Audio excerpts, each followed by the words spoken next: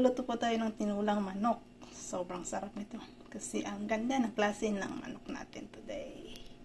Okay, ayan. Then, sibuyas, ginger, and garlic. Then, of course, yung ating papaya. Ayan, from the garden. Fresh na fresh. Ayan, kinain muna natin yung sibuyas hanggang na lumabas yung aroma niya. Maging aromatic. Yung next, bawang.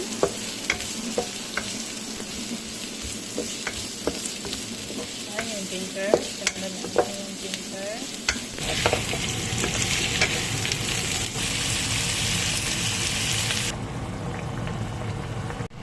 Ayan guys, isunod po natin ang papaya.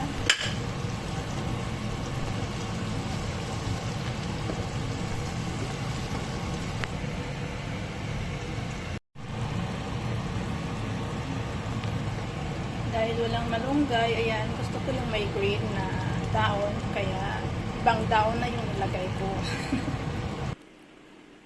Alright, ready to eat. Thank you for watching.